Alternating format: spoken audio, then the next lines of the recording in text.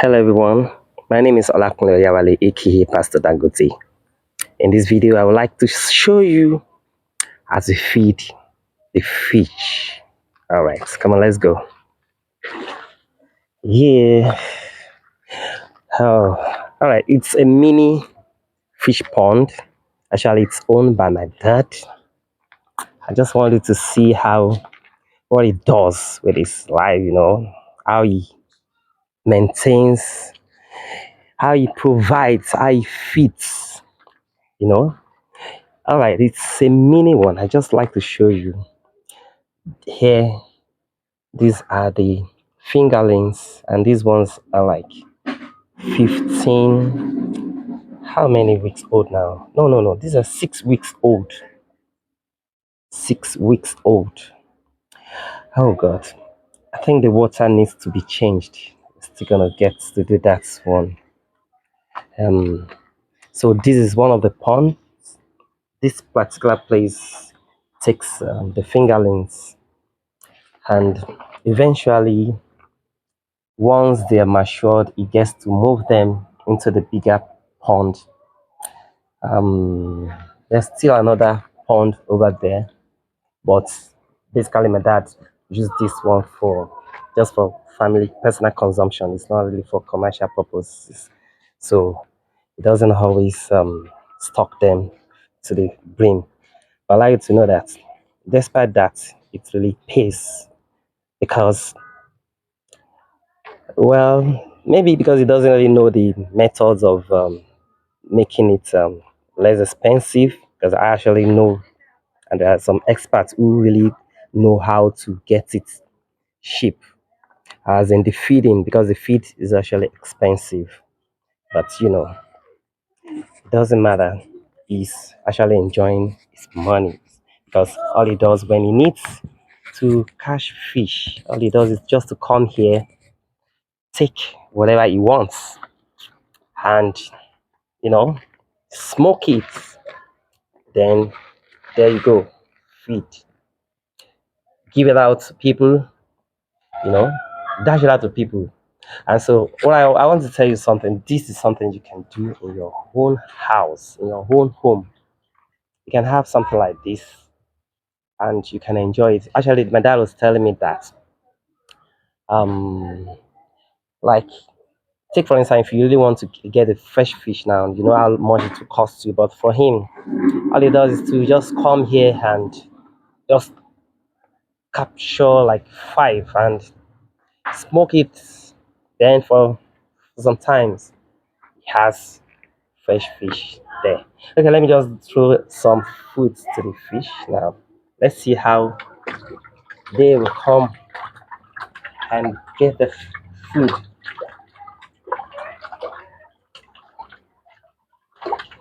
Yeah, I'm feeding them 3 size.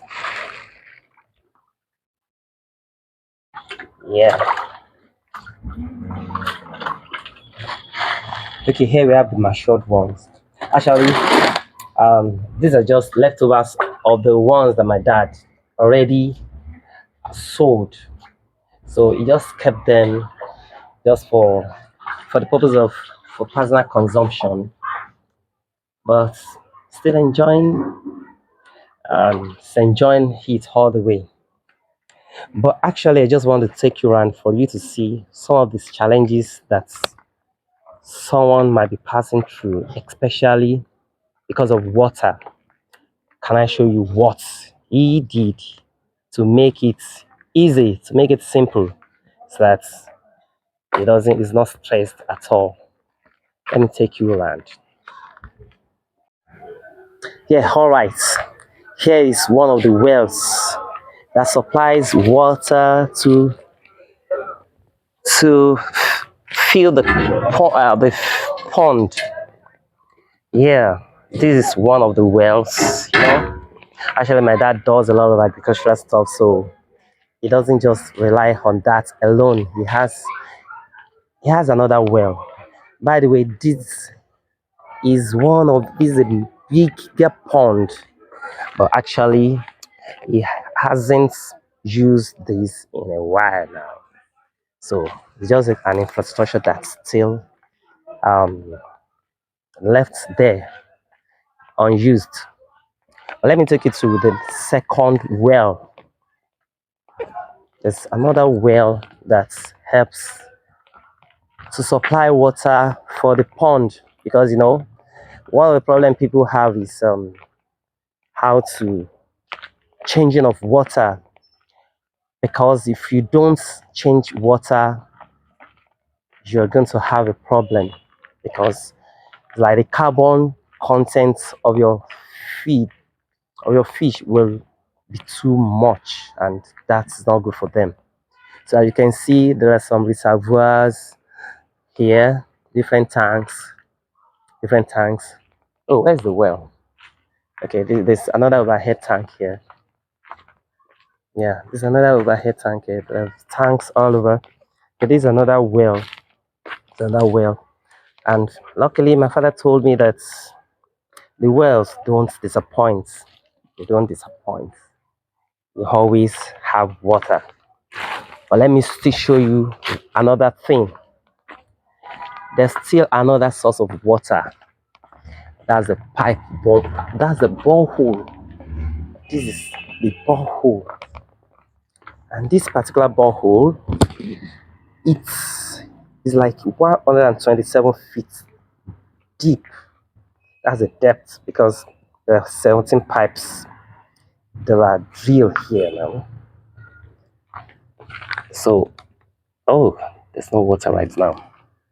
Okay, but this enables us to have water around almost all the time.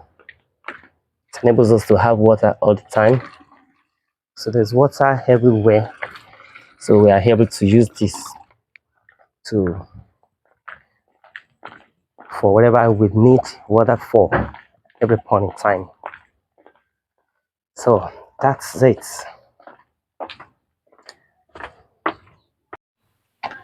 So daddy, please, how do you báwo lè ṣe máa ń mú àwọn ẹja yìí ná? I use smaller rubber to just build it up. So that is it.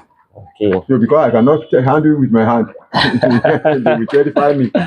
But you said something that was funny. You said whichever of them make the mistakes of their lives to enter into your bowl, it lands into the into pot of soup. That's very funny. Wow. But eventually all of them will still land into the pot of Yes, food. of course. That is, yes, eventually. So let's turn the water now. Make the large journey inside the pot. Okay, sir, can we now turn on the water? Yeah, now the water is turned on. How many times? No, you have to change it first. 12. And keep it. Now the fish are happy. Okay. Wow. I think you can change it.